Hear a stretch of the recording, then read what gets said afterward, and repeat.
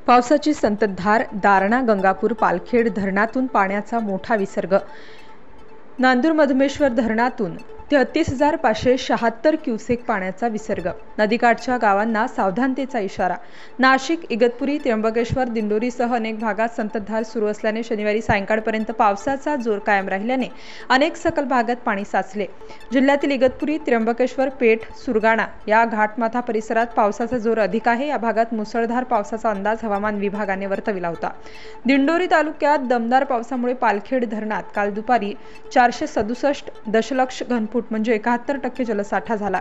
पाणलोट क्षेत्रात संततधार सुरू असल्याने धामण, कोलवण नद्यांसह परिसरातील अनेक नदी नाले दुथडी भरून वाहत आहेत।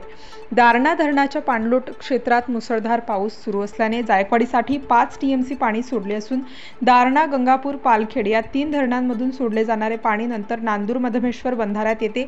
या धरणातून पुढे मराठवाड्यातील जायकवाडीसाठी जाते। नांदूर मधमेश्वर धरणातील विसर्ग दुपारी 4 पर्यंत 18,930 क्युसेक पर्यंत वाढवला गेला असून रात्री त्यात आणखी वाढ होण्याची चिन्हे आहेत। 1 जून ते 3 ऑगस्ट या कालावधीत नांदूर मधमेश्वर मधून जायकवाडीसाठी 4,722 दशलक्ष घनफूट सुमारे 5 टीएमसी पाणी सोडण्यात आले आहे। प्रारंभीचे 1.5 ते पावणे 2 महिने नाशिक जिल्ह्यात पावसाचे प्रमाण कमी होते।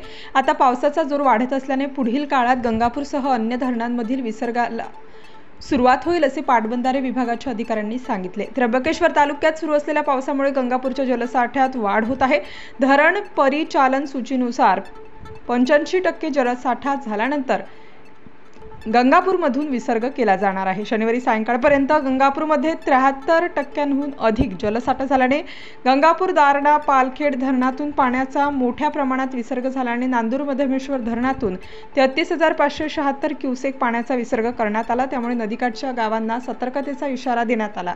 तरी दारणा, गोदावरी, कादवा या नदीकाठच्या गावांना विशेषतः नागरिकांना सतर्क करण्यात येत आहे की नदी प्रवाहात कोणीही जाऊ नये। नदी काठालगत आपले पशुधन, शेती, मोटार पंप सुरक्षित स्थळी हलविण्यात यावे। याबाबत संबंधित शासकीय यंत्रणांनी दक्षता घेऊन कोणताही अनुचित प्रकार घडणार नाही यासाठी सतर्क राहून नागरिकांना अवगत करावे। स्टार न्यूजसाठी मुकुंद आव्हाड, सारोळे, थडी।